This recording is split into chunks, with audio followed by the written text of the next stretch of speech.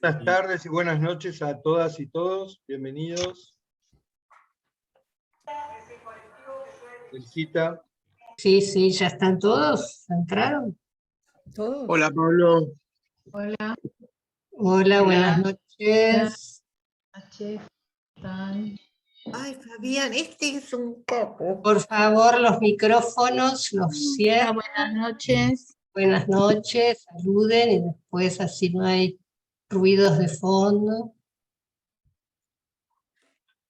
Después para la conversación ya saben que levantan la manito que está en las reacciones. Cuando conversemos y les vamos dando la palabra y se van desmuteando. Bueno, ¿ya están todos, Lío? ¿Sí? ¿Lío? Sí.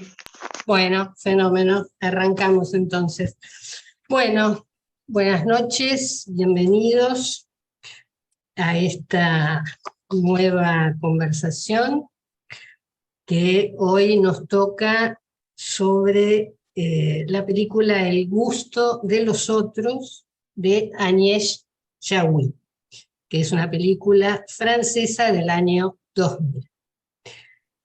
En este ciclo, que como saben es el número 15, al que titulamos Efectos de lo imprevisto, en este ciclo elegimos, como lo hacemos habitualmente, películas de diversas procedencias y de fechas de estreno que varían de lo más reciente a lo más clásico. Si por clásico entendemos aquellos films que permanecen en la memoria de los espectadores y que pueden volver a verse una y otra vez, porque, como dice Italo Calvino con respecto a los libros clásicos, siempre tienen algo para decirnos. Entonces, en esa categoría de clásicos de este ciclo, tal vez podría encajar Corre Lola Corre, que es la película más lejana en el tiempo de las que hemos proyectado, bueno, que las vieron en sus computadoras o en sus smart, que es del año 98. También proyectamos o conversamos sobre Blue Jasmine de 2013, Tourist de 2020, Nunca, Rara Vez, A Veces, Siempre, que es del año 2020, perdón, Tourist de 2014, y la semana próxima, el próximo encuentro, en 2 semanas, abordaremos un film del año 2020, del año 2021, perdón, que vemos cuando miramos al cielo, de Alexander Koberitze, que es una producción oriunda de Georgia. Entonces, hemos recorrido un abanico de épocas y geografías que nos permite interrogarnos acerca de lo imprevisto y sus efectos. Recuerdo que en las reuniones de armado del ciclo comenzamos hablando de acontecimiento imprevisto y que a mí me parecía una redundancia y sostuve en aquellos encuentros que todo acontecimiento es imprevisto. De alguna manera sigo pensando en lo mismo. Por favor, si cierran los micrófonos, agradecidos. Decía que de alguna manera sigo pensando lo mismo, pero ahora entiendo que no todo imprevisto es acontecimiento.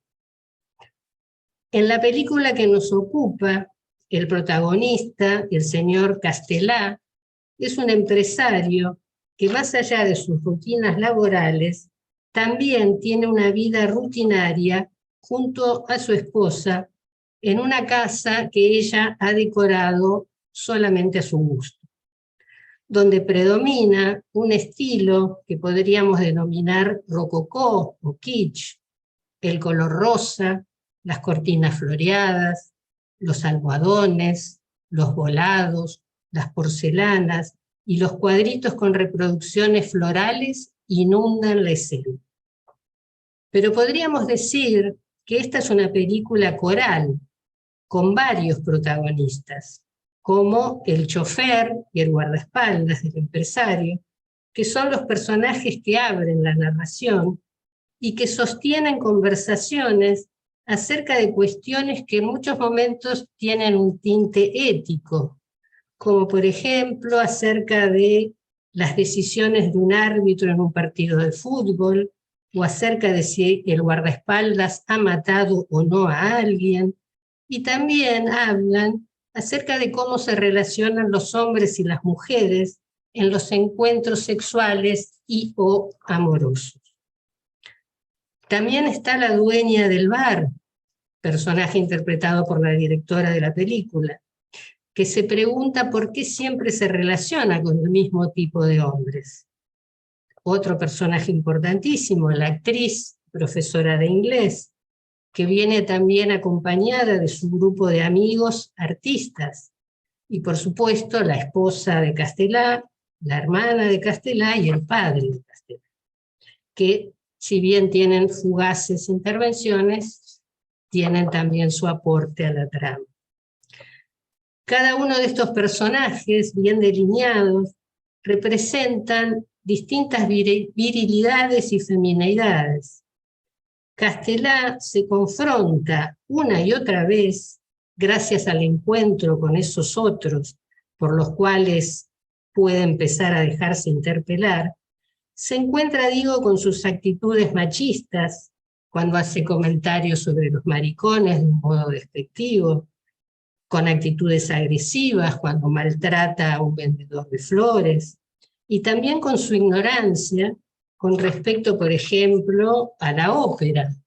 Confunde en un momento el aria Gualtier Maldé de Rigoletto con una canción popular, Juanita Banana. También ignora sobre teatro y literatura y hablan de Ibsen y de Tennessee Williams sin saber él a quién se están refiriendo.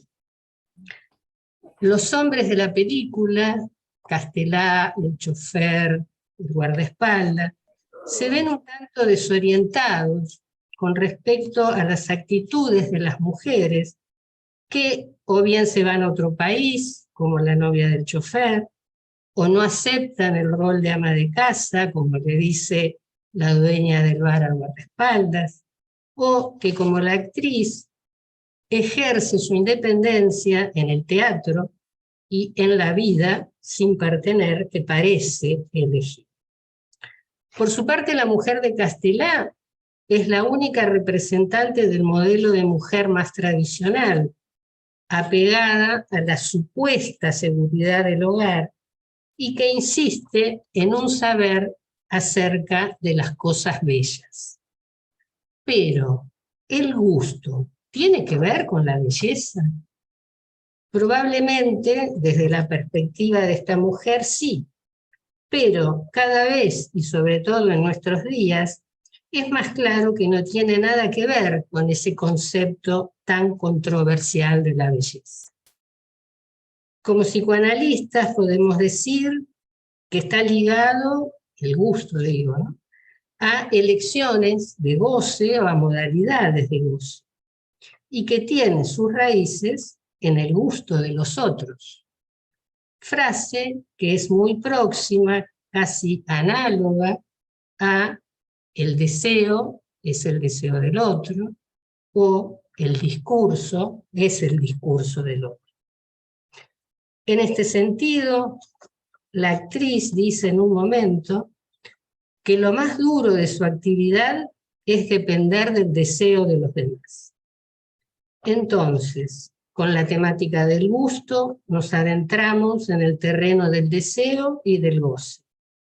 Y vemos cómo se vuelven insoportables para la esposa de Castelà cuando éste compra un cuadro abstracto en una exposición y lo cuelga en medio de ese living rococó. Y hasta la actriz no comprende por qué Castelà convoca a los artistas para que pinten un mural en su favor. Así se pone de manifiesto ese rechazo al goce del otro, que como sabemos está en la base de la segregación y el racismo. Por su parte, Castelá, que al comienzo se define como alguien a quien no le gusta el teatro y que asiste por compromiso a una función, quedará profundamente conmovido ante la interpretación de la obra Berenice de Racine, y así un imprevisto se transforma en un acontecimiento. Los efectos de este encuentro con el teatro y con la actriz de la que se enamorará producen una transformación que se va dando de forma paulatina y de la que no habrá vuelta atrás. Alguien en la inauguración de la muestra de cuadros dice: la gente solo quiere seguir durmiendo. Por eso rechazan el arte perturbador y prefieren la tranquilidad de un paisaje florido. Con Freud sabemos que el sueño, la vida onírica, es guardiana del dormir y que una pesadilla o sueño de angustia, de una pesadilla o sueño de angustia, despertamos para seguir durmiendo en la realidad fantasmática. Pero la película nos muestra que tal vez haya pequeños despertares o formas menos dolorosas de seguir durmiendo. Bueno, hecha esta breve introducción, paso a presentarles a los invitados de hoy. Conversaremos con Vera Giaconi, que es escritora y editora. Carne Viva, su primer libro de cuentos, fue publicado en 2011 por la editorial Eterna Cadencia. Seres Queridos, su segundo libro, fue publicado por editorial Anagrama en 2017 y se tradujo al inglés, al portugués y al italiano. También publicó cuentos en diferentes antologías, suplementos y revistas. Trabaja como editora, correctora y redactora freelance para diferentes editoriales desde hace más de 20 años y dicta talleres de escritura creativa y de lectura. Y también nos acompaña nuestro amigo del ciclo, amigo del departamento de enlaces, Fabián Feinwachs, que es psicoanalista, miembro de la Escuela de la Orientación Lacaniana, de la Escuela de la Causa Freudiana y de la Asociación Mundial de Psicoanálisis. Ha desempeñado diversas actividades y ha ocupado distintas funciones en la escuela. Él reside en París desde hace muchos años y gracias al Zoom podemos tenerlo presente en estas ocasiones. Así que bueno, para comenzar le damos la palabra a Vera Giaconi. Te escuchamos, Vera. Ay, qué sorpresa, Elsa, que me des la palabra primero a mí. Pensaba que iba a hablar primero Fabián. No lo dijimos antes. Que conoce al grupo y conoce el funcionamiento del grupo. Yo que acá vengo de carrera. Es el estilo del ciclo darle siempre primero la palabra al invitado que no es psicoanalista. Bueno. Lo olvidamos de comentar en la previa. Efectos de lo imprevisto, entonces, que me den primero la palabra a mí. Y espero, la verdad, como poder aportar cosas al ciclo y a lo que vienen conversando alrededor de este tema a partir de una película como esta. A ver, a mí lo que me pasó después de la invitación de Pablo y de leer un poco y de volver a ver la película, porque yo la había visto no en el momento en el que salió, sino un tiempo después, es una película de la que se habló mucho, fue que me quedé pensando un poco como cuál podía llegar a ser el aporte que podía hacer yo a las lecturas que hubieran hecho cada uno de ustedes, y que se hicieran así desde el grupo, un poco pensando, ahora me quedo pensando en un montón de las cosas que dijiste vos, Elsa, así que voy a ver cómo voy por el lado de las cosas que pensé yo, porque dijiste un montón de cosas súper interesantes.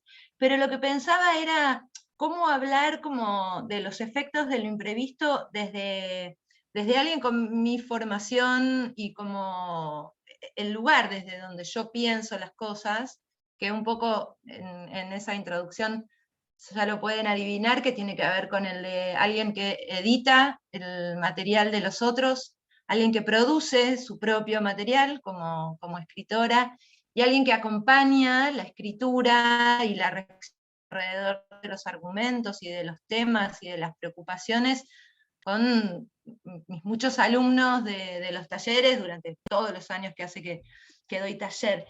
Y lo que pensaba es que hay algo casi como elemental, algo que se aprende muy pronto cuando uno se interesa por la escritura y va a sus primeros talleres ya como alumno, ¿no? O algo con lo que uno suele trabajar con la gente que recién está empezando como en el métier este de pensar historias y de crear personajes y de crear tramas y de reflexionar acerca de una idea para poder crear una trama. Y como una de las fórmulas más básicas y al mismo tiempo más imperecederas es la de la pregunta del ¿qué pasaría si? Y que el qué pasaría si invita siempre justamente a abrirle la puerta a un imprevisto, a cualquier imprevisto, a imprevistos del orden de lo fantástico, a imprevistos del orden de lo cotidiano, a imprevistos de cualquier cosa. Les puedo poner cualquier ejemplo, como qué pasaría si un día te tocan a la puerta y abrís y del otro lado hay una persona vestida de payaso. O sea, es algo muy chiquito, completamente posible, pero que sin embargo nos correría completamente del eje y de las situaciones con las que sabemos cómo reaccionar y cómo relacionarnos y qué pensar. Es un ponernos en blanco. Es un ponernos en blanco en un caso como ese, y en otros casos la presencia del imprevisto funciona, y vos lo mencionabas, Elsa, recién, como un despertar, ¿no? Como lo imprevisto siempre nos obliga a reaccionar, porque lo imprevisto nos saca del riel, nos saca del recorrido, de la rutina, de lo que sabemos, cómo se maneja, sobre lo que ya tenemos pensadas alguna idea, ya tenemos tomada posición, ya decidimos si nos interesa o no. Lo imprevisto trae preguntas, trae todo tipo de preguntas, casi que nos habilita incluso la posibilidad de pensar cosas otra vez. Si pensamos en todas las formas de lo imprevisto, porque más allá de que la película es muy claro por el título, ¿no? Y cuando uno la ve al principio, que la cuestión del gusto es efectivamente un hilo dorado que la recorre de punta a punta y está trabajada de muchas maneras y se trabaja de muchas maneras, pero al volver a verla, como con la consigna de pensar en esto, de los efectos del imprevisto, me di cuenta de que también es una película que trabaja los imprevistos de diferentes maneras en diferentes momentos, ¿no? No solo por el hecho de que Castelá se encuentra disfrutando de golpe de algo que creía que no le iba a interesar para nada, y eso implica un despertar en el caso de él, al amor, pero a mí ahí me parece como interesante, porque me parece que en realidad lo que le ocurre es que es un despertar al arte, ¿no? Lo que le pasa. De golpe es como, él lo que descubre es que tiene una sensibilidad que con la que nunca se había relacionado, que parecía no habitarlo, y de golpe a mí me resultó en esta segunda visión de la película como descubrir al personaje de Castelá en muchas más capas de las que lo había podido ver cuando lo vi por primera vez, donde todo parecía estar relacionado con el gusto, y en este caso a mí me pasó como verlo a él en un despertar a su propia sensibilidad, o sea, a una mujer con otra complejidad diferente a la de su esposa, a la sensibilidad que le genera la emoción de estar viendo una interpretación teatral y verse a sí mismo llorando. Hay una escena preciosa en esta exhibición de arte que se organiza y a la que va él un poco siguiéndola a ella, ¿no? Pero de pronto vos ves a todos los personajes, como suele pasar en los vernizajes, charlando entre ellos, tomando vino, preguntándose qué va, y el único que se toma el tiempo de detenerse ante cada cuadro y hacer todo el recorrido en esa exhibición y elegir uno de esos cuadros, o sea, tomarse el trabajo no solo de mirarlos, sino de evaluarlos para ver cuál es el que lo conmueve a él, es Castelá. El único que está en esa muestra de pinturas, haciendo lo que uno esperaría que una persona haga en ese contexto, es él. y lo ves disfrutando, o sea, él no lo está haciendo para Clara ni para impresionar a nadie, está totalmente abstraído, ¿no? Está concentrado, solo, recorriendo, en el momento en el que él encarga ese cuadro. Digo, la cuestión de cómo la película trabaja no solo los gustos de los otros, sino los estereotipos y las subestimaciones, ¿no? Alrededor de ciertos estereotipos, esto de Castela es alguien. Castela, como cualquier empresario, persona dedicada a tal y tal cosa, no tiene espacio en su interioridad para la sensibilidad, para la emoción, para el disfrute o el goce estético. La película se va metiendo por muchos lugares, digo, está el efecto del imprevisto dentro de los propios personajes, pero me parece que también trabaja con nosotros como espectadores, ¿no?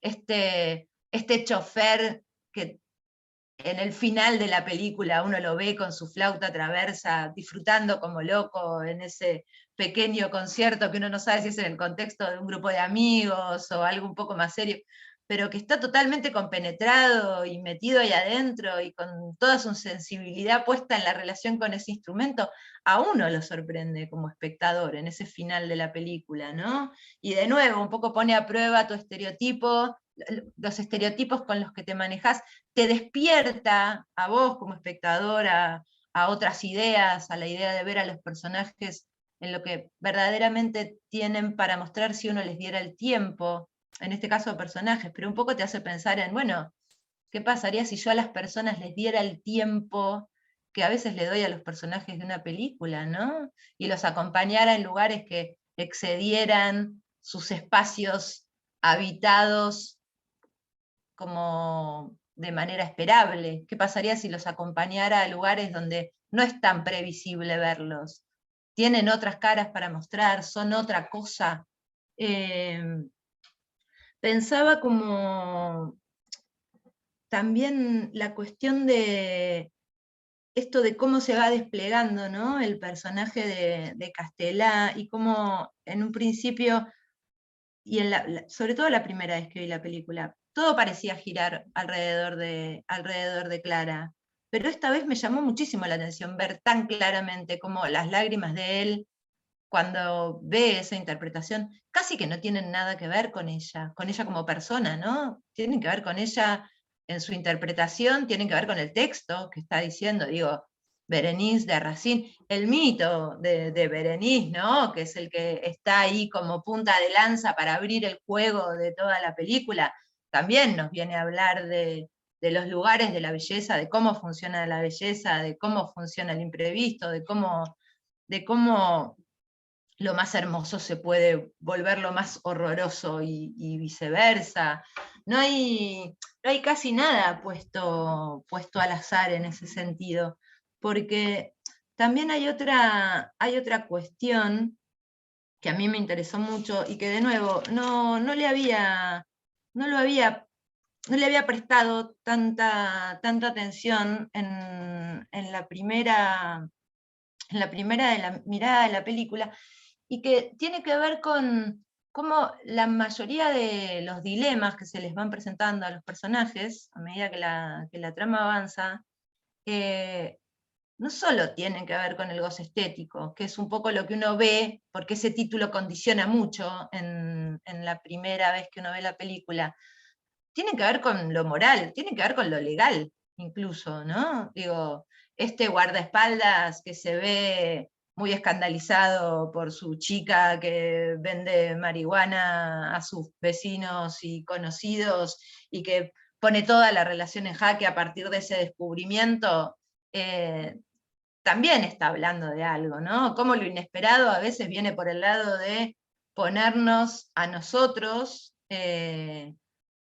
ante la situación de tener que volver a revisar ciertas ideas y ciertos conceptos que ya teníamos instalados del lado del bien o del lado del mal, y que si logramos efectivamente darle espacio a eso que nos ocurre cuando algo inesperado nos toca la puerta, es también una oportunidad para abrir un poco el campo de batalla, ¿no? Para escuchar a alguien en el que confiamos para determinadas cosas, por ejemplo, para compartir la intimidad, que con todas las dificultades que tiene, confiar como para compartir la intimidad, y abrir un poco el juego para decir, bueno, esta persona en la que confié para esto, y que está haciendo esto otro, que a mí me pone en cuestión mis dilemas morales, o los lugares donde yo ya instalé el bien y el mal, la voy a escuchar, voy a quedarme acá pensando en lo que tiene para decir, en vez de mantenerme quieto en el lugar donde yo ya tomé decisiones, ¿no? Y la película me parece que nos muestra eso, porque nos muestra una oportunidad perdida en el caso del guardaespaldas, ¿no? Es alguien que encuentra a una mujer interesante, diferente, que le viene a plantear un desafío, que le abre el juego, que además está dispuesta a escuchar lo que él tiene para decir respecto de lo que ella está haciendo. Incluso habilita una situación que a mí me pareció un poco cuestionable, que es la de que él le echa a uno de los clientes sin preguntar nada, porque y él está como tan cerrado en esas ideas que es un personaje donde vemos casi, para mí es casi como el contrario de Castelá, alguien que ante la posibilidad de un amor y de una apertura, y de que lo inesperado le permita despertar a ciertas ideas nuevas, aunque sea como para visitarlas con atención un rato, ¿no? No, se mantiene ahí, se queda quieto y dice, no. Y uno ve, ¿no?, en esa escena donde de verdad te das cuenta de que hay un impulso por sostener eso, pero llega hasta la puerta y no toca el timbre, ¿no? Y en un personaje que supuestamente es el que viene a encarnar la valentía, ¿no?, entendida en estos términos como de varón, ¿no?, el que es valiente, el que puede con todo, el que está dispuesto a poner su cuerpo para salvar a un desconocido, etc., no tiene como el coraje suficiente para decir, esto que me interesa, que me llama la atención, que me gusta, pero me desafía, lo voy a vivir completo. No, se retira. Llega hasta la puerta, mira el timbre y se va, ¿no? Y a mí me pareció que esa es una parte muy linda de la película, ¿no? Es ese lugar donde, ante un Castelá que durante todo el primer rato de la película lo hace para pasar por el ridículo, es el personaje un poco al que le hacen bullying, es el que se aguanta como la bastardeada con tal de sostenerse ahí, pero que tiene justamente el coraje para sostenerse en un lugar tan incómodo como es el de no pertenecer por formación, no pertenecer por gusto, no pertenecer por no entender, pero se mantiene ahí porque está dispuesto incluso a hacer el ridículo, que creo que es una de las cosas que más miedo da, ¿no? Hacer el ridículo. Creo que da mucho más miedo que agarrarte a piña con un desconocido sin saber, porque ahí hay cosas que todavía te pueden... del ridículo, esta frase, ¿no? Del ridículo no se vuelve, en la que yo no creo honestamente, pero que sí como queda, ¿no?, en la cabeza de un montón de gente, y Castelá no le tiene miedo a eso, que es algo a lo que la mayoría de las personas le tenemos terror, que es el ridículo, y se queda, e insiste, y se sostiene, y de verdad yo creo que en una mirada, por lo menos la mía esta vez, de ese personaje, yo creo que va muchísimo más allá de Clara como mujer, ¿no? Yo creo que es una Clara que lo que tiene para ofrecer es un mundo, no un cuerpo, no una afectividad, no ella como persona, sino un mundo. Es el mundo del teatro, es el mundo de estos artistas, es el mundo de estos bares donde la gente se reúne a charlar a la noche con una copa y hablan de cosas y se divierten alrededor de temas que él hasta ahora desconoce. Y creo que por eso mismo también uno puede entender que le resulte tan inhabitable esa casa donde se sintió tan cómodo tanto tiempo. Y en una primera mirada de la película, sí, claro, uno lo ve en el decorado, ¿no?, en este kitsch, en esta excesividad de cosas. Pero en esta segunda mirada, a mí lo que me pasó fue que lo que vi en realidad fue lo difícil que es para Castelá volver a esa casa y a esa mujer que es la que lo espera en esa casa, que no lo escucha, ¿no?, que no tiene abierta la conversación, que ante un cuadro que no entiende o que no le gusta o que no combina lo saca sin ni siquiera preguntarle, que claramente lo ve atravesado por emociones, como el momento en el que él llora en la cocina, pero no tiene el espacio emocional como para preguntarle realmente qué está pasando y se concentra en el perrito, que que sigue adelante como con su rutina sin advertir que algo grande está pasando al lado, ¿no? Es alguien que se está transformando incluso físicamente. No me digan que no es hermoso el momento en el que Castelá aparece con el bigote afeitado, porque yo lo quería abrazar realmente, era como, ay corazón, estás dispuesto a todo realmente, o sea, el nivel de valentía que hay acá. Escribe un poema, Castelá escribiendo un poema con el bigote afeitado. Gente, yo la verdad hacía mucho que no quería tanto un personaje y no me acordaba como de que me había pasado eso con él, ¿no? Me había quedado mucho más en aquella primera mirada de la película como ese personaje medio ridículo, medio absurdo, con el que uno se va encariñando.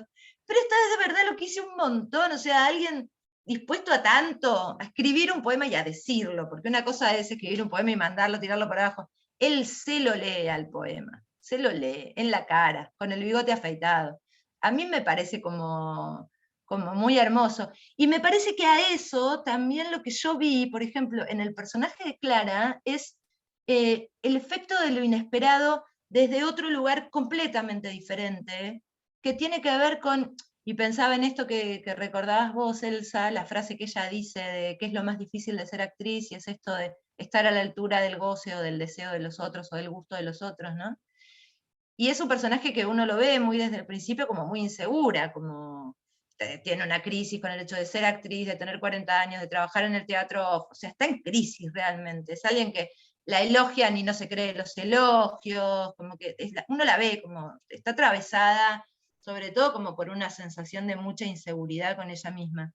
Y a mí me conmovió mucho esta vez verla como en una zona donde no la había advertido, era un personaje que me había caído muy antipático, pero esta vez no, porque me pasó como de entenderla como alguien que no solo la incomoda a Castela por ser alguien que no es de su círculo y que no, un poco la puede poner a ella en ridículo por contagio, sino que creo que lo que la incomoda es la fascinación de él por ella, como si no se la creyera del todo, como si no pudiera entregarse a esa adoración inesperada completamente de alguien que viene a decirle, estoy fascinado con lo que hiciste, te quiero volver a ver, ¿cuándo volvés a actuar? ¿Dónde volvés a actuar? Y ella lo mira como diciendo, no sé de qué me estás hablando. Y yo creo que de verdad no solo tiene que ver con que él viene a hablarle como en un registro que no es el de la crítica de arte o la crítica teatral, sino que viene a hablarle desde una fascinación despojada de cualquier cosa. Y en estos ámbitos uno sabe que la conversación entre en ese mismo círculo donde ella se siente tan cómoda, probablemente no haya ningún intercambio tan honesto como el que le está dando Castelá, de me fascina lo que hiciste, punto. No tiene segundas intenciones, no tiene agenda, no espero nada a cambio, vengo a darte toda mi adoración. Y creo que eso a ella la saca completamente de su camino y de su zona de confort y de su zona de seguridad y la pone completamente en crisis. O sea, ¿qué se hace con alguien que te viene a decir que sí valés, que sí está bueno lo que haces y que sí le interesa completamente? Y ella lo que puede hacer únicamente es desconfiar. Desconfiar de Castelá, desconfiar de que sus amigos realmente en algún momento se empiecen a interesar por Castelá, desconfía de que él tenga los elementos como para valorar lo que ella hace, desconfía y desconfía y desconfía, hasta que, por eso también es tan bonita, a mí me encantó la escena del final en la que ella, en esa nueva interpretación, básicamente al único que está buscando en el público es a él, ¿no? La única sonrisa y la única aprobación que espera es la de él, porque se da cuenta de que estuvo a punto de perderse de algo que casi no tiene la valentía para disfrutar, ¿no? Así como el guardaespaldas no tiene la valentía y se retira, ella estuvo a punto, ¿no? De estar en esa misma escena de tocar el timbre pero subirse al auto y seguir. Bueno, ella se queda un poquito más. En realidad es Castelá el que se lleva el mérito ahí. Me hice muy fan de Castelá, gente, en esta mirada del gusto de los otros. No había sido así antes. Esta vez, la verdad, que Castelá se lleva todísimos los premios. Me parece como un personaje no solo entrañable, sino que además de verdad me parece como la encarnación del coraje. Bueno, lo inesperado nos pone a prueba en todo sentido, nos saca de la zona de lo conocido, de la zona de lo cómodo, de la zona de lo esperable, nos deja completamente desnudos y a los gritos. Y Castelá dice, por acá. Esto no sé qué es incómodo, no sé, pero es por acá, y se queda, e insiste. Y no, la verdad es que hacía mucho tiempo que no me encontraba como con un personaje que me planteara la valentía en esos términos, ¿no? Y la belleza también en esos términos, como esto de qué hermoso es cuando alguien se encuentra con algo nuevo, y permite que la emoción haga mucho más que sacarnos una lágrima, o sea, que nos lleve a preguntas más de fondo que esa primera reacción, porque un poco lo que Castelá se permite es eso, es preguntarse o es seguir indagando, es decir, bueno, esto me emocionó, esto me hizo llorar, ¿qué más hay?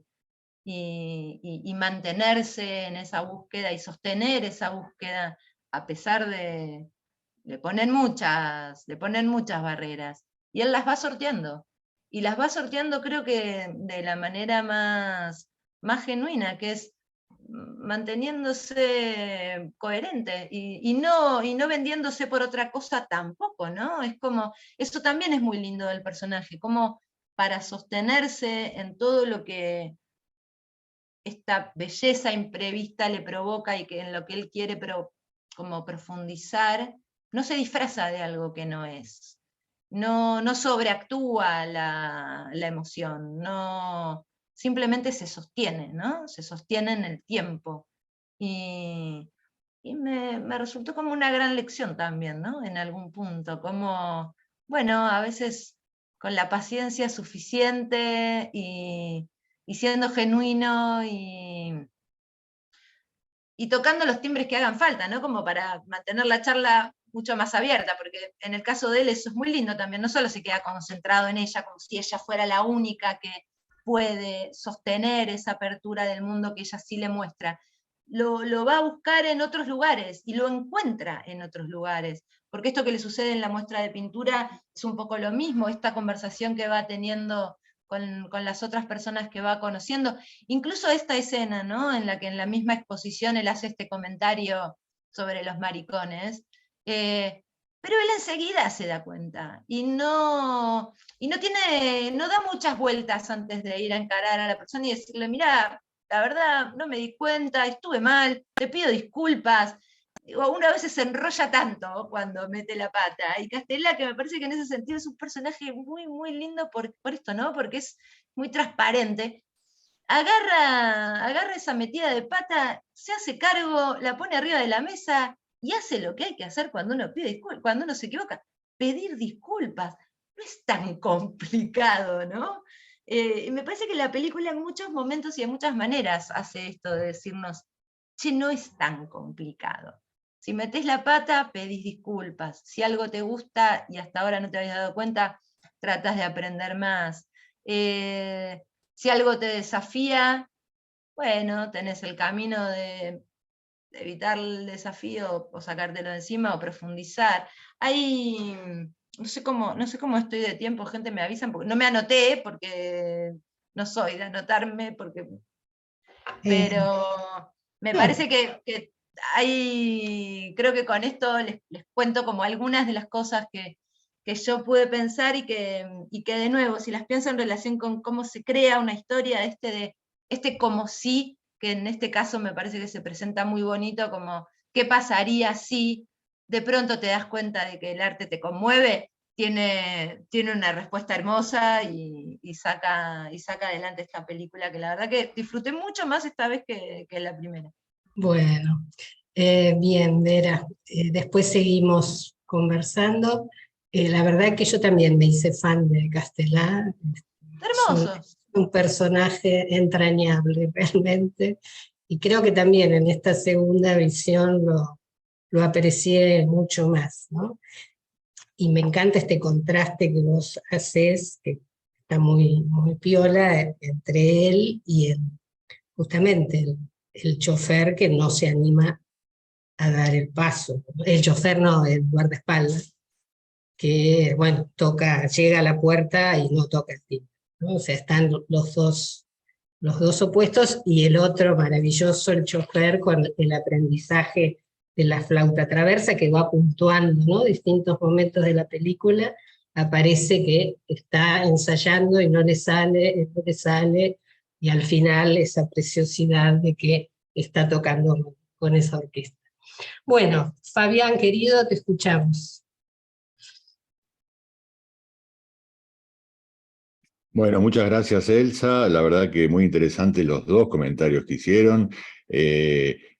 Tomaron muchas cosas que yo quería decir, así que bueno, tengo un poco la sensación de que no me van a quedar muchas cosas, pero bueno, voy a sumar, en fin, lo que pueda. El comentario realmente muy justo y muy interesante que cada uno de ustedes dos hizo. Por ahí recordar simplemente que esta película fue un verdadero suceso comercial, un verdadero éxito comercial, y de la crítica cuando salió en salas en el año 2000, se mantuvo durante un mes y medio, 2 meses en cartelera, lo que es mucho aquí, ya que las películas salen muy rápido de cartelera cuando no tienen mucho éxito, y en general últimamente, como la gente cada vez va menos al cine por internet, es lo que sucede. Hubo, creo que, más de 3 millones y medio de entradas en el box office, y muchísimas recompensas. Por ejemplo, tuvo el César 4 premios y 9 nominaciones en el César, que es como el Oscar, digamos, francés, pero también en competiciones en el extranjero, en Europa especialmente. Es la película que consagró entonces a Nia Jaouí, que así hizo su primera película, y en pareja justamente con su compañero, con el que es el compañero en su vida real, que es Jean-Pierre Bacri, que se murió el año pasado. Habían ya escrito algunos guiones juntos, especialmente Cocina y Dependencia, ¿no? Cuisine et Dépendance, no sé cómo la tradujeron, que es una obra de teatro al origen. Adaptaban obras de teatro en un principio a las películas, y esta es la primera película que los consagró con un nombre que Alain René acuñó para ellos, llamándolo los Jabac. Jabac es una contracción de Jaoui y Bacri, es decir, porque efectivamente trabajaban juntos, que impuso en el cine francés, y esto realmente es importante recordarlo, una nueva forma de hacer cine, adoptando un punto de vista, podríamos decir, un poco corrido, un poco salido de lo que es el cine costumbrista, la tradición del cine costumbrista en Francia, y dando un punto de vista crítico sobre la sociedad francesa, lo que es muy raro en general.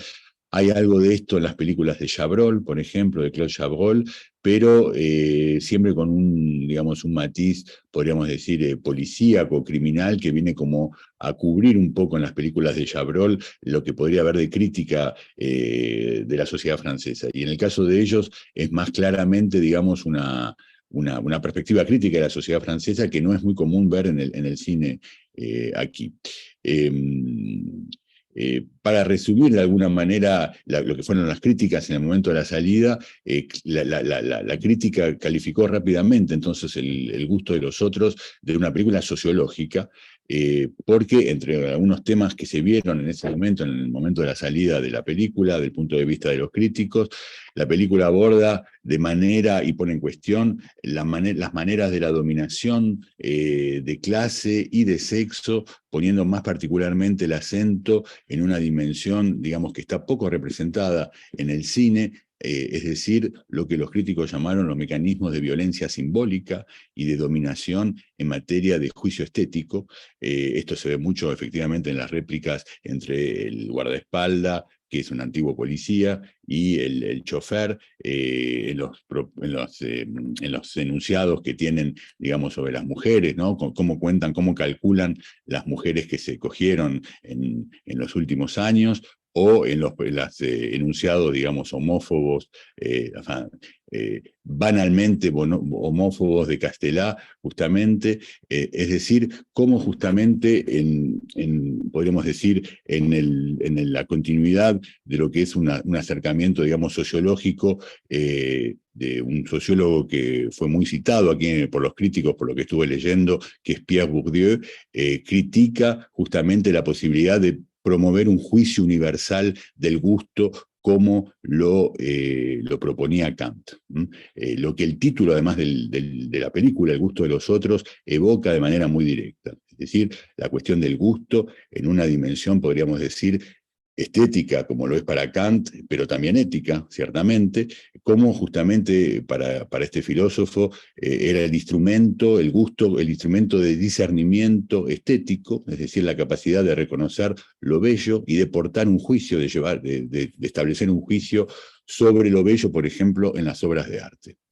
Ahora, la pregunta que plantea la película, me parece, con este título, es si se puede tener un gusto de los otros en este mismo sentido, en el sentido estético, en todo caso.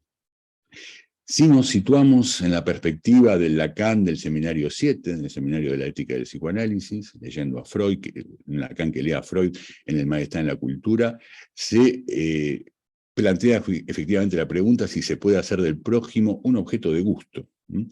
No amarlo, como lo pregona la religión, pero simplemente tener el gusto, desarrollar el gusto de los otros. Cuando Lacan habla del deseo del analista, como el deseo de obtener la diferencia absoluta, esta diferencia absoluta que singulariza y que reconocemos en cada quien, nos lleva esta diferencia absoluta a tener este gusto kantiano por los otros. Podríamos incluso definir a lo bello, no acá en el sentido justamente de Kant, es decir, en el sentido estético, puramente estético, sino más bien lo bello del lado justamente de lo que Lacan llama lo bello en el Seminario 7, es decir, lo que viene a cubrir como último velo a lo real, es decir, a lo más particularmente real que cada uno tiene en su singularidad también y que podríamos decir es de alguna manera su plus de gozar, el plus de gozar que nos define a cada uno como sujeto, como ser hablante. Y esto efectivamente lo vemos claramente, creo que ya fueron resumiendo las características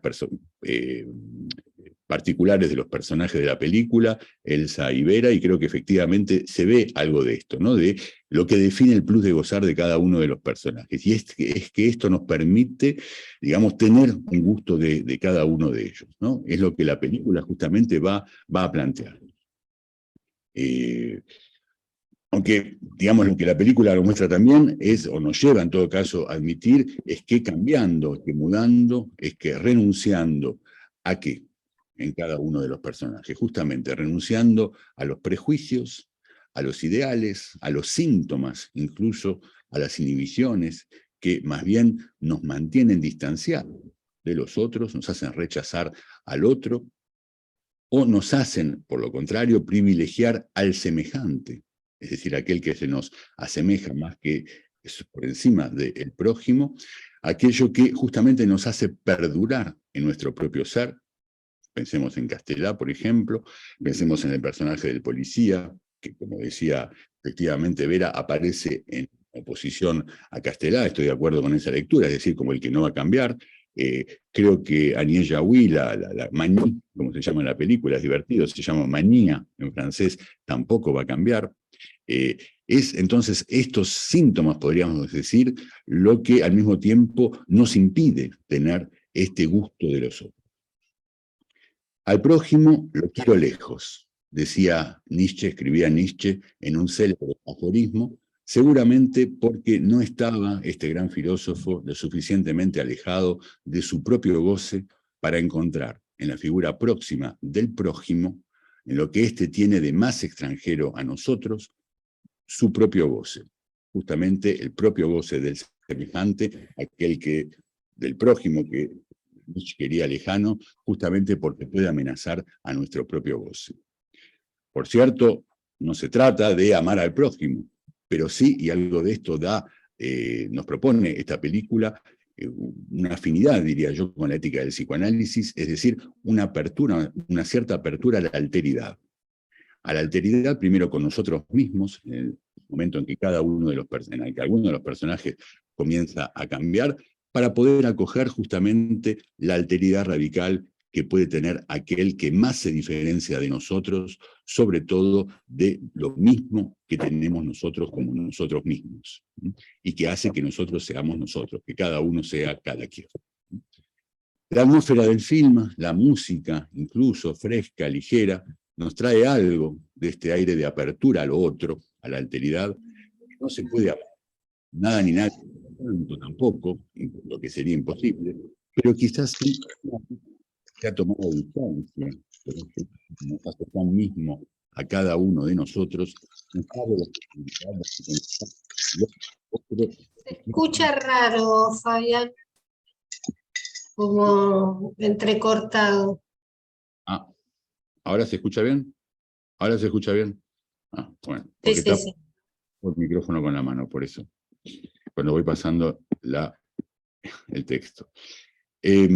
Decía simplemente que justamente no se trata de amar al prójimo, pero sí efectivamente de una apertura, de una alteridad con nosotros mismos. Y que la película de alguna manera nos trae con justamente esta cuestión de que si no se pide tanto como amar al prójimo, en todo caso justamente poder apercibir algo de la alteridad radical del otro. Me decía, discúlpenme por el desvío que hago aquí, que finalmente no se puede ser verdaderamente analista sin tener algo de esta apertura a la alteridad. No podemos operar como analistas para un sujeto en particular si no nos hemos alejado de este núcleo de goce que hace justamente que lo que más singulariza al otro, es decir, su goce, se nos vuelva amenazante, peligroso, Elsa lo recordaba en la introducción, y que no querramos saber nada acerca de él. Por el lado sociológico, por lo social, digamos, de la película, que tiene lugar en Francia, en un momento, digamos, justo antes, lo conversábamos en la apertura, en un momento que luego de la Copa de Fútbol del 98, donde justamente se vanagloriaba un equipo de Francia integrado que consagraba la integración social de los negros, de los árabes y de los blancos, en que justamente intervenga en Francia en los debates actuales sobre las identidades y la búsqueda de reconocimiento de las minorías, de las diferencias sociales y culturales que enmascaran las verdaderas diferencias singulares de cada uno de cada uno de los sujetos, en tanto justamente es como más singular.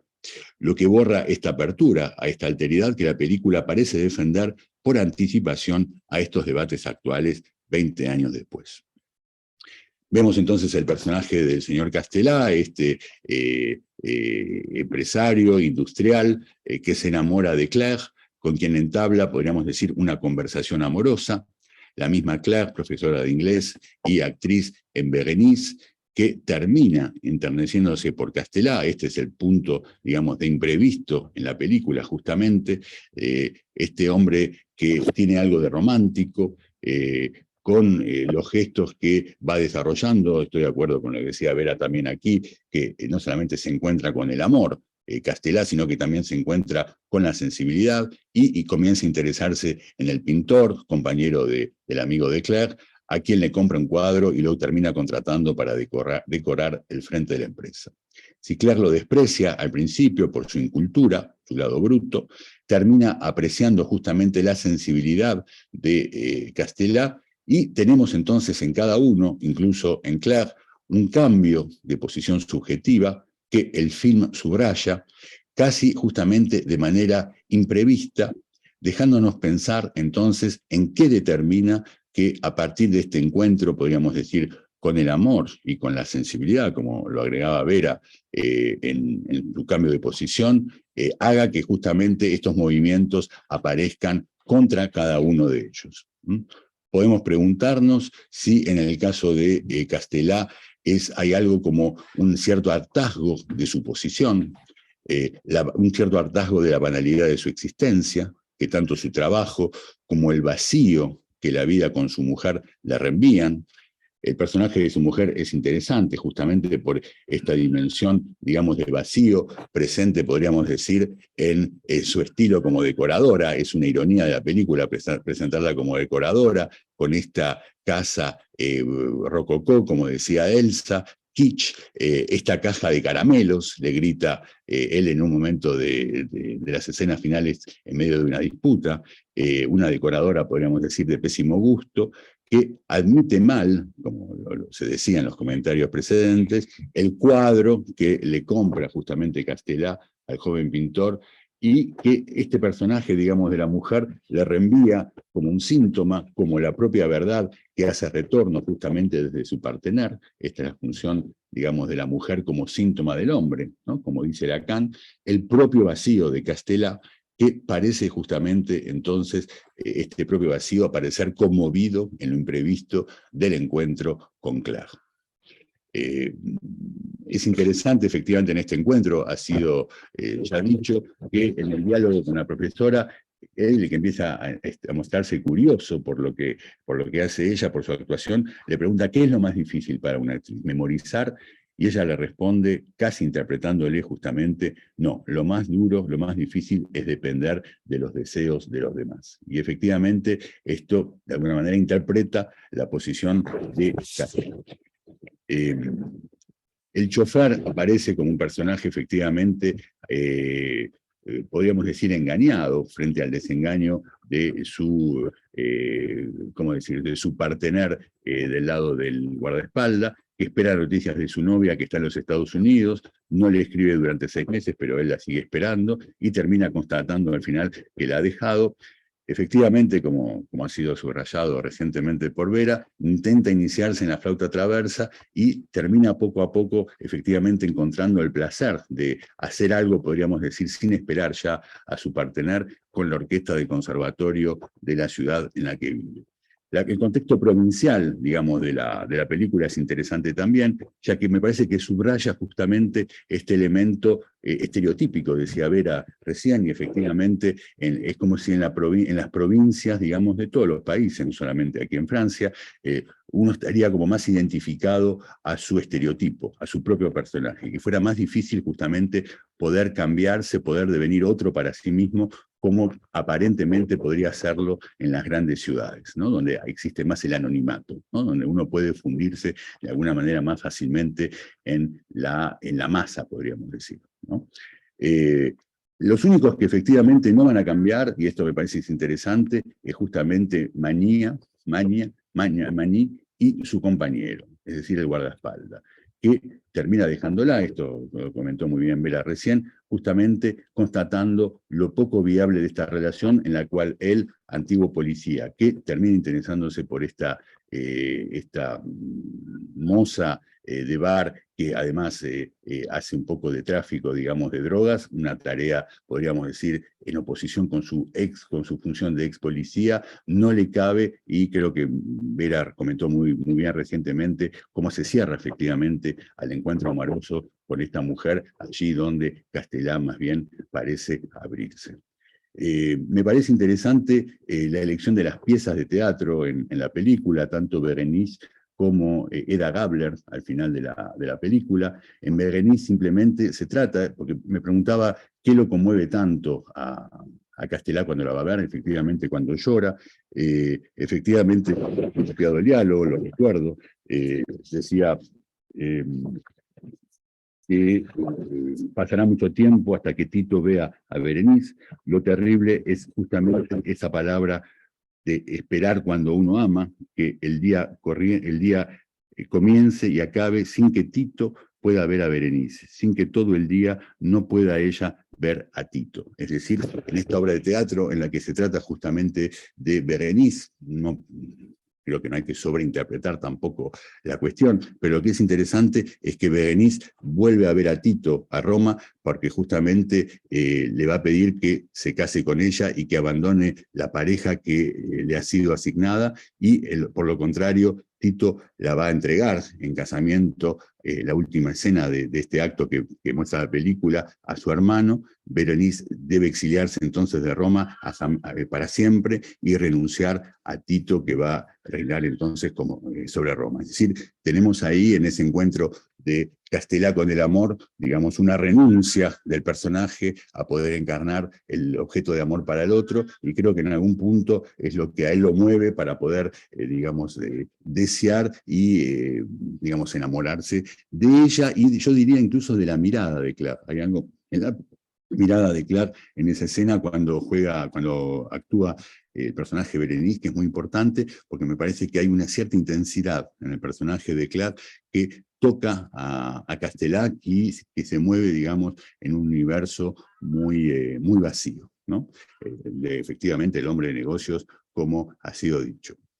Eda Gabler, al final de la película. Me gusta pensar, pero bueno, esto es personal, que la elección de esta pieza que, digamos, que está puesta en abismo, ¿no? Como se dice en francés, mise en abîme, es decir, que es la pieza de teatro en la película, no es azarosa, ya que Eda Gabler encarna quizás con Nora, de Casa de Muñecas, uno de los personajes más enigmáticos, podríamos decir, de las mujeres ibsenianas, estas mujeres que, como nos decía Lacan, se desarrollaron en un contexto en el cual Freud escribió justamente sobre el deseo de las mujeres, y que este contexto ibseniano de fin del siglo XIX no es ajeno al desarrollo de Freud respecto de la pregunta en torno a la feminidad, a la sexualidad femenina.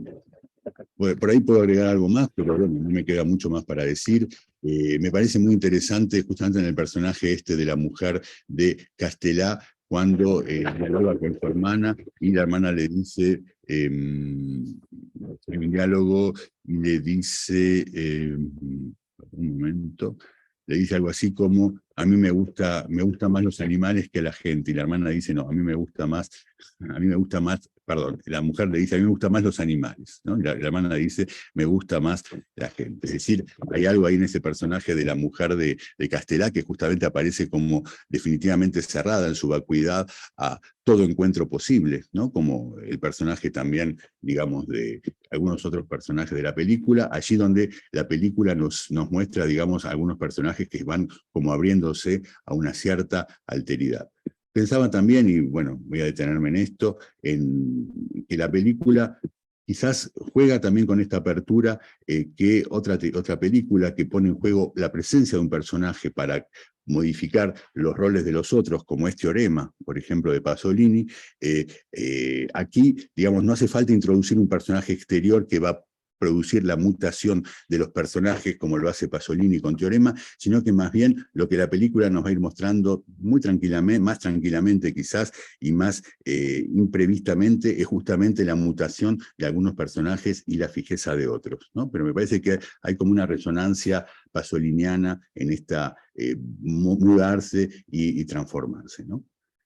Pablo escribía en el chat, me pareció divertido, que justamente Castelá se diría hoy que se deconstruye. Es cierto que se deconstruye, al mismo tiempo yo diría que se subvierte a sí mismo, digamos, ¿no? Hay como una especie de subversión del personaje mismo y justamente del personaje también del guardaespaldas, donde efectivamente se trata en este encuentro, digamos, amoroso, a pasar a otra cosa, digamos, ¿no? A producir un movimiento, una torsión que les permite volverse otro para cada uno de sí mismo, por ahí más particularmente a los hombres, justamente, que a las mujeres en esta película, y eso es lo fuerte también de la película, ¿no? Mostrando que estos personajes, en algún punto tan masculinos, tan digamos, tan ellos mismos, digamos, en principio, pueden justamente devenir en algún momento otros para ellos mismos, ¿no? Bueno, gracias, Fabián. Aplausos para ambos. Vamos a abrir la conversación y voy a ligar de lo que dijeron ustedes, que me parece que hace un buen puente. Nos decía Vera, cuando lo inesperado toca la puerta, puede ser una oportunidad. Y lo linkeo con lo que decía Fabián, una oportunidad ¿para qué?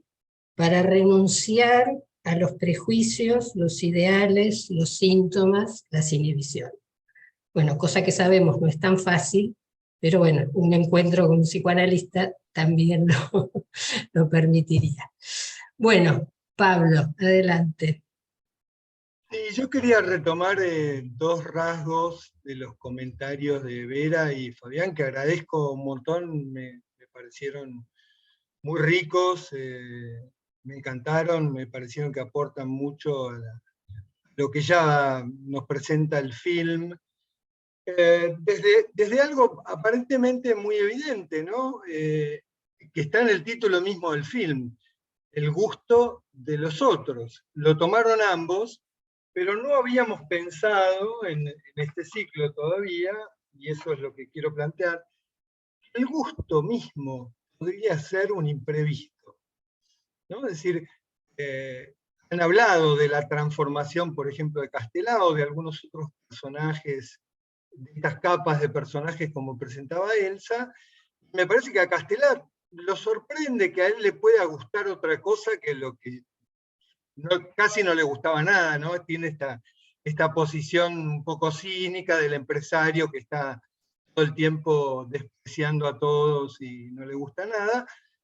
Se sensibiliza, le gusta una escena del teatro, le gusta una mujer, etc.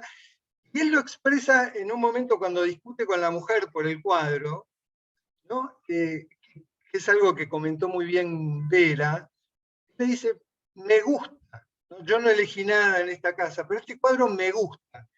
También se lo dice a Clara cuando ella va todavía con algo de sus prejuicios a decirle, quizás están abusando de usted, porque usted gusta de mí, quieren su dinero, y él dice, no, perdón, yo lo hice porque me gusta. Y lo interesante en esos dos me gusta, como comentaba Vera, que él todavía no tiene quizá una elaboración sobre por qué le gusta eso nuevo, no importa, ¿no? Él tiene además el coraje de asumirlo, él dice, bueno, me sorprendí, me gusta esto, y él lo defiende con una frase, muchos escritores nos han dicho, bueno, Borges mismo, si no les gusta un libro, las primeras páginas pueden dejarlo, no pasa nada, ¿no? No hay una obligación de que a uno le guste lo que supuestamente la cultura dice que nos tiene que gustar. Y Castelar dice, me gusta porque me gusta, aunque se trata de un gusto que es nuevo para él, que ha descubierto como algo que lo ha sorprendido. Es decir, pensar algo del gusto como algo imprevisto para uno mismo. Y por otro lado está el otro, que también ambos tomaron, sobre todo en la lectura lacaniana Fabián.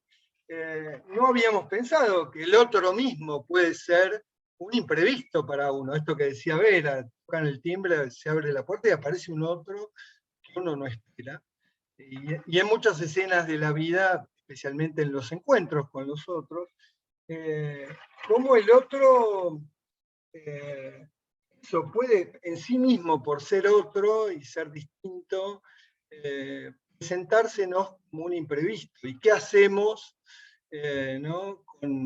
¿Cómo respondemos a ese otro? Y me parece que ambos han dado muchas líneas para pensar sobre esa aparición de lo otro, del otro, como un imprevisto para nuestras coordenadas, que me parecieron hermosos como lo pensaron, y bueno, me parece que el otro es un extraño, es un prójimo, es un imprevisto, tanto desde la vía del gusto como la vía de la diferencia.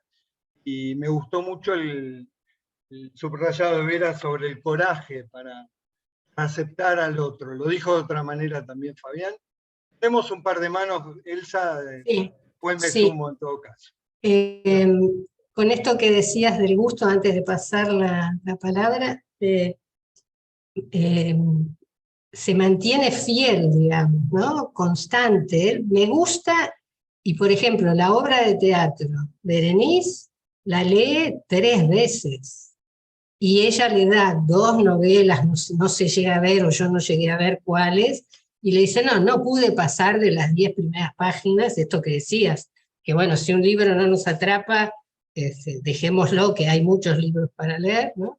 Y él, bueno, le gustó, lo conmovió, lo tocó, como nos puntualizaba Fabián Berenice, y la leyó 3 veces, ¿no? Y la fue a ver 2 veces y la quería seguir viendo. Bueno, Y otra cosa que quería agregar sobre esta dimensión del otro que trajo Vera, es que él se vuelve otro, es decir, acepta algo de lo otro que se le presenta como imprevisto, pero no lo hace, y ahí también se redobla la cuestión del coraje, queriéndose volver, ¿no? Ese otro, no se quiere mimetizar, ¿no? Es decir, él se va volviendo un poco otro, pero no quiere rápidamente, ¿no? Se asume, se mantiene en ese lugar extraño de quién es y si hay un otro en él, no quiere rápidamente mimetizarse con eso otro, no se quiere volver otro, aloja a los otros, aceptando un poco, bueno, a ver cómo hago con esto. Me gustó también mucho eso. Bueno, Florencia Shanahan, te tenemos allí, y luego Guillermo. Adelante, Florencia. Bienvenida. Hola, Es de Alegría Dublín. verte. hola a todos. Muchísimas gracias por los comentarios. La verdad que me gustaron mucho. Muchas cosas que no había captado. Era la primera vez que veía esta película.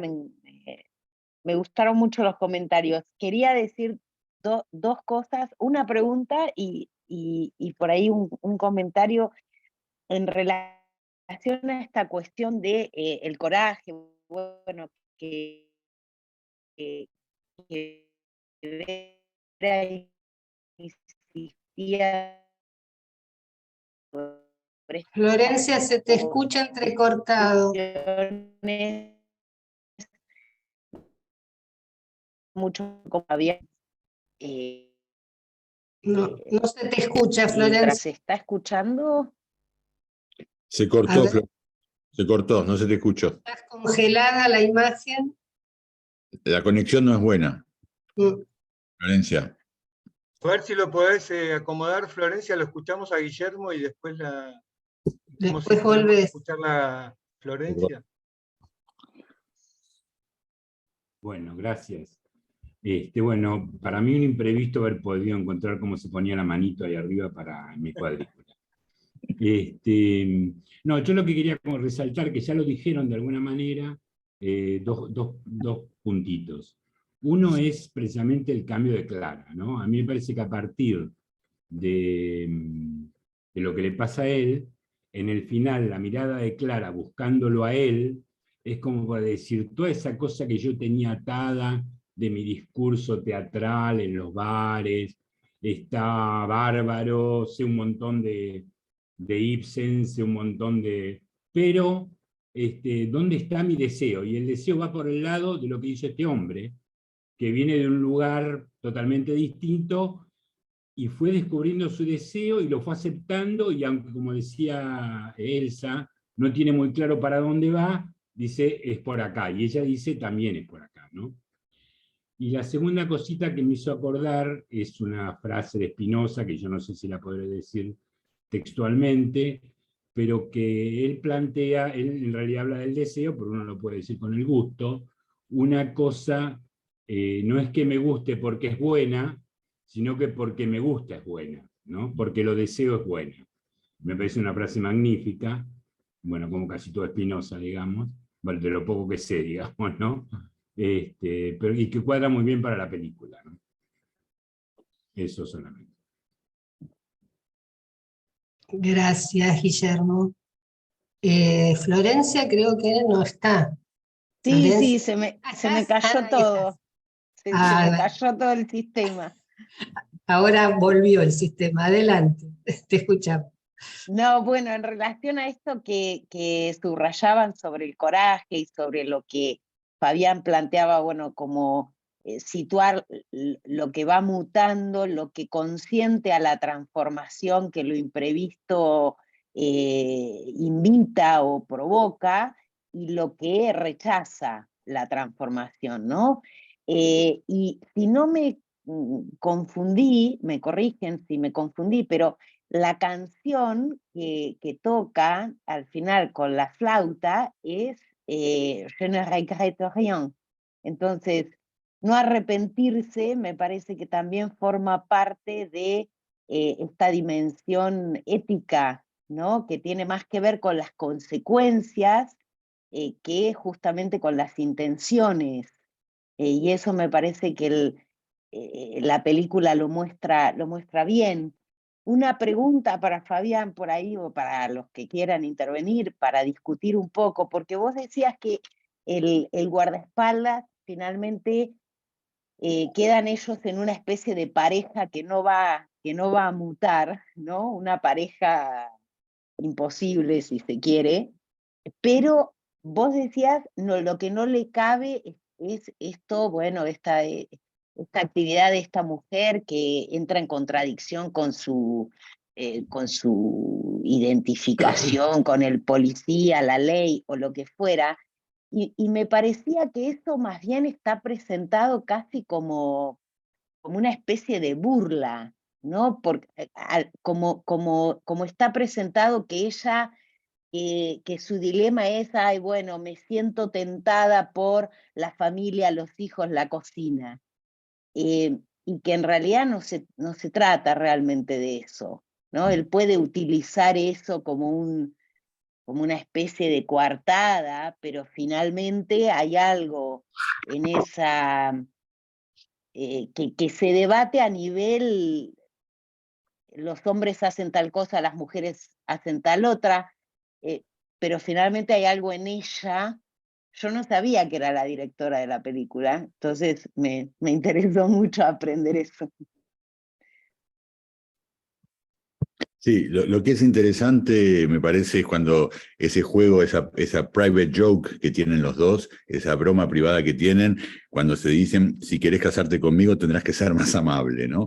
Es decir, ¿cómo me hablas? ¿Cómo me consideras? ¿No? Y efectivamente, hay un punto en el que él recula, creo que Vera lo explicó muy bien, es decir, hay un encuentro, digamos, que se produce con esta mujer, donde sí, efectivamente el hecho que sea que que sea una dealer es algo menor que viene a cubrir justamente algo de este plus de gozar que ella encarna para él, que él, por un lado, que él le atrae, pero que al mismo tiempo termina rechazando finalmente, al cual se cierra de manera inversa, efectivamente, como lo decía Vera, a Castelá, porque finalmente no termina abriéndose finalmente este hombre al encuentro y yo diría al universo que es una mujer para un hombre, porque finalmente lo que nos muestra también esta película en el gusto de los otros es que lo otro es este universo que es una mujer para un hombre, y este universo distinto que Castelá encuentra con Claire, que es el universo efectivamente de la sensibilidad, del arte y de esta mujer Claire tan distinta, tan intensa, yo diría,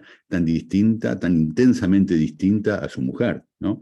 Y en el universo que encarna Mani, para el policía, justamente, hay algo ahí que lo atrae al mismo tiempo que termina rechazando, digamos, ¿no? Donde ella efectivamente no quiere la casa, los chicos y la comida, ¿no? Quiere otra cosa, y todo el tiempo le reenvía además el hecho de que se lo dice también a, ¿cómo se llama? Alain Chabat, al que es el chofer, digamos, ¿no? Es decir, él dice, bueno, pero una mujer, Luna.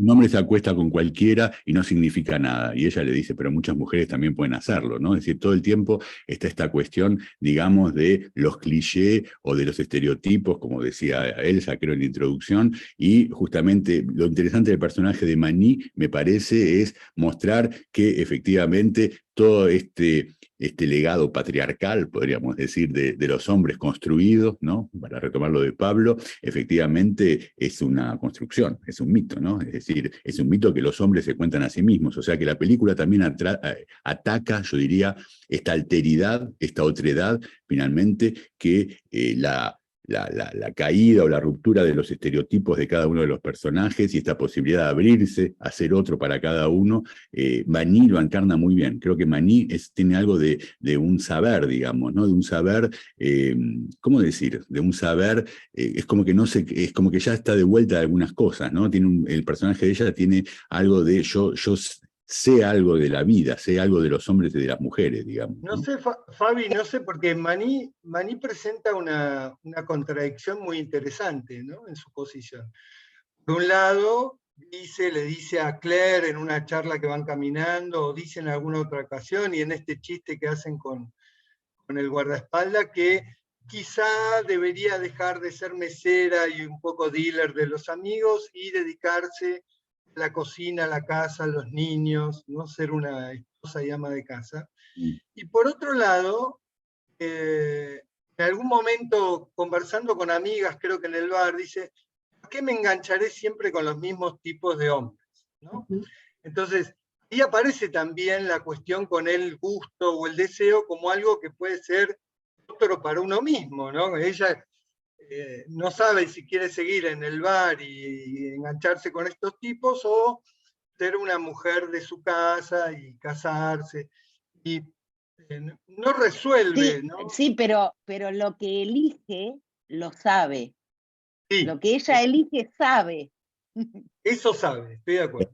Sí, y además Bueno, El personaje del guardaespaldas es un tipo que está muy desengañado con las mujeres, digamos, ¿no? Es el personaje que no quiere que lo engañen de vuelta a las mujeres, ¿no? Y justamente es el que termina, de alguna manera, enroscándose un poco con ella, ¿no?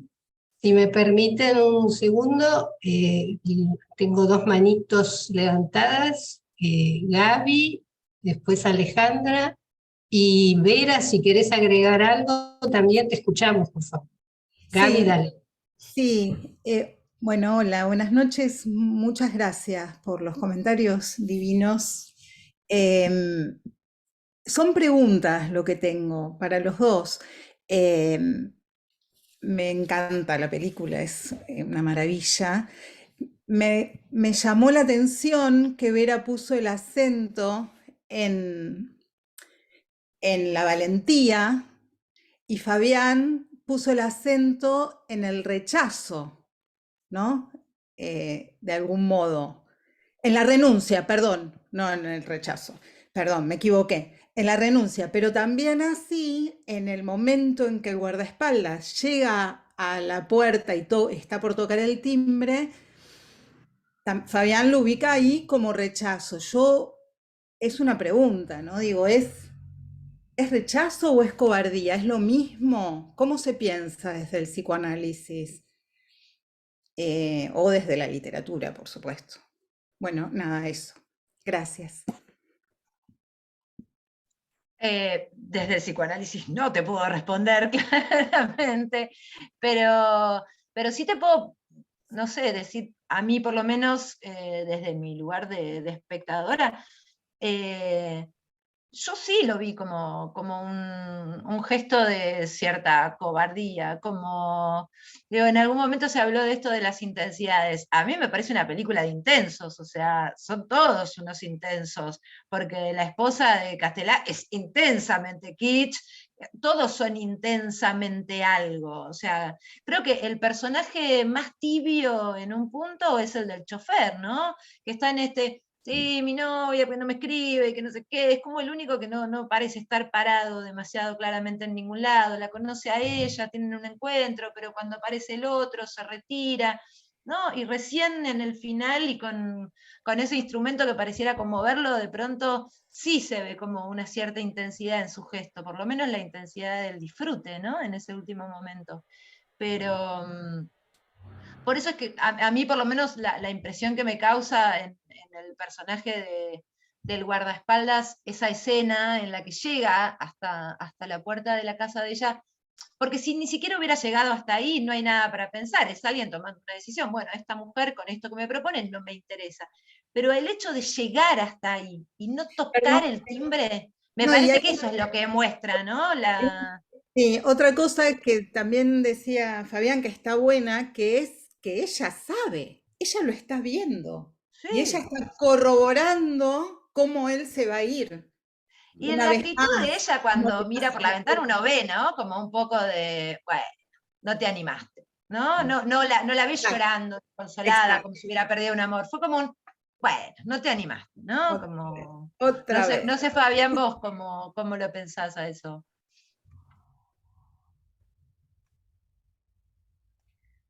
Sí, sí, me conviene bien hablar de renuncia y de cobardía. Rechazo no diría tanto. Me parece que en él lo que aparece más bien en el personaje de él es por un lado la renuncia a poder justamente encontrar una mujer que no tiene que ver con las mujeres que conoció hasta ese momento y ponerlo a él en otro lugar también. Y creo que en ese punto él es cobarde porque se cierra a ese encuentro y a esa posibilidad de venir otro hombre que el que fue hasta ese momento, en espejo con Castelá, que él justamente se abre al encuentro con Claire y quiere acceder a ese universo, digamos, tan distinto al de la intensidad kitsch, como decía Vera, de su mujer, efectivamente. Claro. Le doy la palabra a Alejandra y después Vivi. Hola, ¿qué tal? Bueno, me encantaron los comentarios, ambos. No quería resaltar algo que más o menos está dicho, pero me parece que como la primera parte de la película, lo que se acentúa es el poco gusto que tienen los personajes por sus propias vidas, ¿no? Y me parece que, bueno, que hay, diría casi como una, no me gusta mucho la palabra, pero casi como una moraleja de la película, que para salir de esa disconformidad con la propia vida, es necesario cierta apertura a la alteridad. Me parece que es un poco digamos, lo que deja la película, ¿no? Y nada, de acuerdo con lo que dice Fabián en relación a la pareja esta de Manny y el policía, y me parece que Manny lo que encarna ahí es la repetición, ¿no? Con este dicho de decir siempre me engancho con estos tipos y qué sé yo, lo que se muestra es la repetición, queda ahí. Bueno, eso. Gracias, Ale. Vivi. Y hola, buenas noches. Me encantaron los dos comentarios. No, solamente, digamos, un pequeño comentario. Me gustó mucho, Vera, como dijiste vos, esto de que el despertar al amor es despertar algo propio, y me evocaba algo que es una advertencia freudiana por excelencia para nosotros analistas, que es esto que dice Freud respecto de, bueno, que el amor justamente lo dice en relación al amor de transferencia, ¿no? Pero dice, bueno, cuidado ahí con pensar que el amor es provocado por los propios encantos, ¿no? Lo dice en relación al analista y a la abstinencia, y dice, bueno, no creamos que si provocamos ese amor es por algo que tenga que ver con el propio encanto, ¿no? Sino que tiene que ver con eso, ese despertar, ¿no? De cada uno. Pensaba en eso respecto de cómo lo había dicho Vera, que me gustó, nada más, ese comentario. Gracias, Vivi. Bueno, Vera, Fabián, ¿quieren agregar algo más? Vamos redondeando, si les parece. Pablo.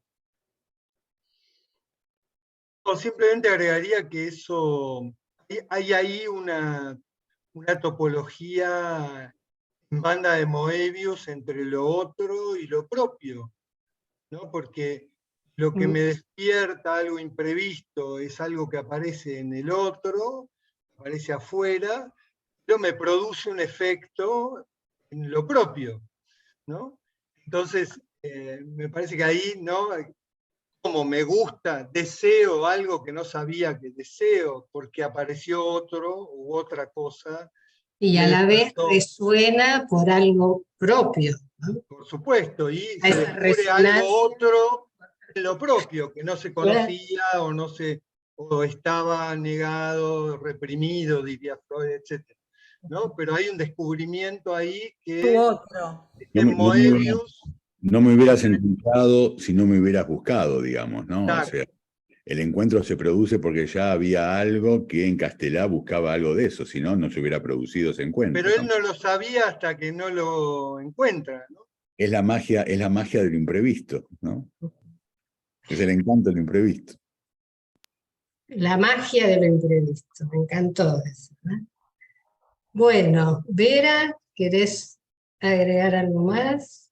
No, simplemente me quedé pensando en un comentario que hizo, creo que fuiste vos, Fabián, sobre la cuestión de esta frase de Borges de deja un libro si no te gusta, ya está, que es como muy conocido, de bueno, si el libro no te gusta, abandoná, fuiste vos, Pablo, porque hay algo, ¿no? Con la cuestión del gusto y con esa frase de Borges en especial, que tiene que ver con la cuestión de a veces no es el momento para algo, para que nos guste algo, no es que simplemente no nos va a gustar nunca o es imposible que algo nos conmueva o nos guste, a veces simplemente no nos encontró en el momento correcto, y me parece que en la película hay algo muy bonito con esto de Castelá encontrándose con algo en un momento en el que estaba listo, ¿no? Para vivirlo, y en una época donde, digo, a partir de las redes sociales y todo, la cuestión del me gusta está un poco devaluado, digo, le decimos me gusta casi que a cualquier estupidez, una película que nos recuerde que a veces el gusto o el deseo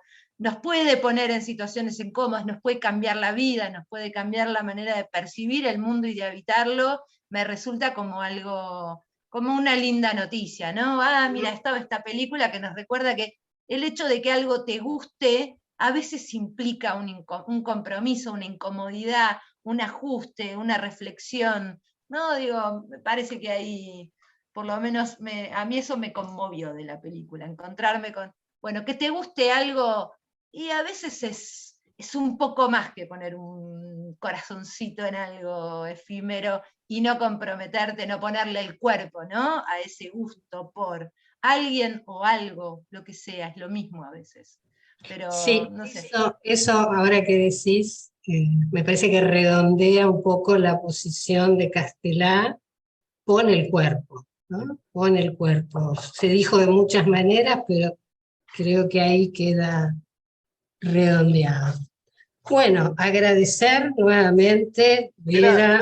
Esperá, si la gente se queda un ratito más y los invitados, hay 3 manos levantadas, los escuchamos. Pero, no Nos vi, Vivi extendemos pensé que no unos la había. minutitos, sean breves, dale.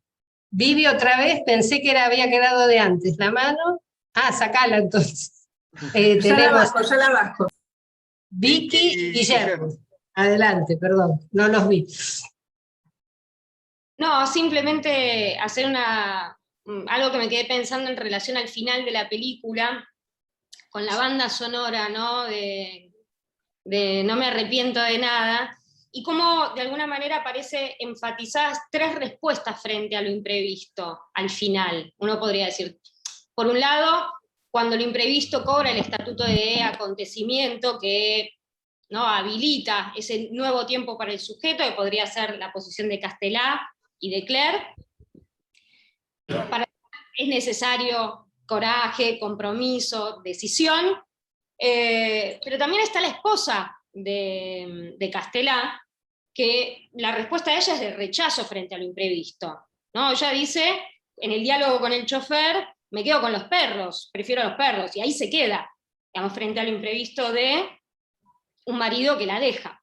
Para ella el imprevisto es ese, que la desarma, no sabemos bien qué pasa, pero uno podría ubicar ahí más bien un rechazo frente a lo imprevisto. Se queda con los perros.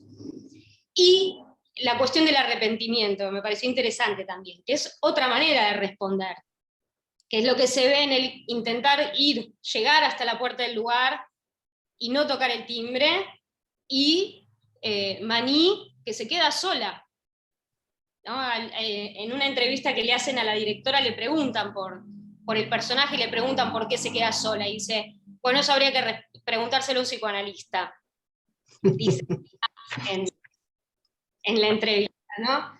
Y uno podría decir ahí, bueno, la cuestión del arrepentimiento en relación a lo imprevisto. No es que lo imprevisto no los tocó, sí los tocó, pero algo hace que no puedan avanzar. Nada, eso simplemente. Bien, Vicky. Guillermo. Bueno, no, yo lo que quería proponerles es, no sé si está accesible para todos, pero hay una película muy buena con el tema de lo imprevisto, que a mí me gustó mucho, por lo menos, que se llama Undine. No sé si alguno la vio, es una película alemana. Sí. A mí me gustó mucho. Si alguien la ve y le parece, me parece que va bien para el ciclo. ¿Cómo se llama? Pónganlo en el chat. Undine. Undine. Es una película alemana, ahora no me acuerdo del director, pero... Sí, de Cristo, con G empieza el nombre y Stroker, no sé. No me sale ahora el nombre, pero bueno, Undine. lo busco y después les comento, ahora no lo recuerdo. Cristian había hecho otra película que se estrenó acá de una mujer, no sé si con la misma actriz, que había perdido la memoria. Trabaja Franz pero bueno, Franz no recuerdo. Roswell o algo por el estilo. Muy interesante. En el cine alemán. Gracias, Guillermo. Eso. Bien, creo que si están de acuerdo, vamos concluyendo por hoy. Les recuerdo la próxima, el 28 de octubre, que es la última de este ciclo, con ¿Qué vemos cuando miramos al cielo?, de Alexander Koberitze. Buenísima. Una película de Georgia del año 2021, y los invitados son la actriz Moro Angileri, el crítico de cine Roger Cosa y la psicoanalista Florencia Shanahan, que hoy tuvimos el placer de escucharla también desde Dublín, ¿verdad? O sea que estamos muy internacionales con eso. Bueno, gracias Fabián desde París y gracias a todos por acompañarnos una vez más. Gracias, Nos vemos. Vera. Gracias, Fabián. Gracias. Gracias. Muchas gracias. Chao a todos. Gracias a todos. Un gran Chao. gusto. Muchas gracias. Muy, muy lindo, muy lindo. A la próxima. Hasta la próxima. Gracias, Vera. Hasta luego. Gracias.